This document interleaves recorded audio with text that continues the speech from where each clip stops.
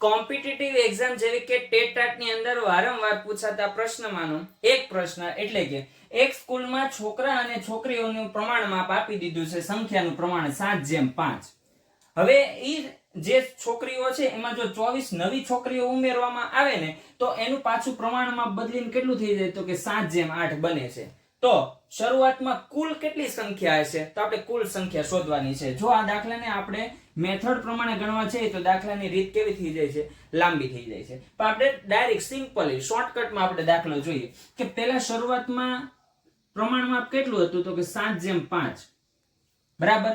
અને જો 24 છોકરીઓ ઉમેરવામાં આવે છે તો પ્રમાણ માપ બદલીને કેટલું થઈ જાય તો કે 7:8. હવે જો છોકરીઓનો ઉમેરો થયો છે એટલે કોઈ છોકરામાં કોઈ ફેરફાર થયો નથી. હવે કેટલો તફાવત આવે છે તો કે 3 નો તફાવત આવે છે. કેટલાનો તફાવત? 3 નો. બરાબર. તો આપણે શું કરશું કે 3x બરાબર કેટલા થાય તો કે 24.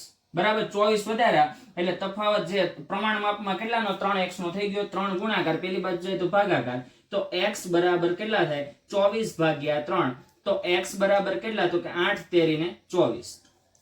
એટલે એક ભાગ બરાબર કેટલા સંખ્યા આવે 8 સંખ્યા આવે. શરૂઆતમાં કેટલી સંખ્યા હતી એમ કીધી. શરૂઆત એટલે કેટલી શરૂઆત છે તો કે 7x + 5x. બરાબર. શરૂઆતની છે ને 7:5 એટલે 7x + 5x એટલે કેટલા થયા 12x થયા. બરાબર. હવે જો x બરાબર કેટલા આવ્યા 8 તો 12 × 8 એટલે 12 કેટલા થાય તો કે 96. શરૂઆતમાં કુલ કેટલા છોકરા છોકરીઓ છે તો કે 96 છોકરા છોકરીઓ છે.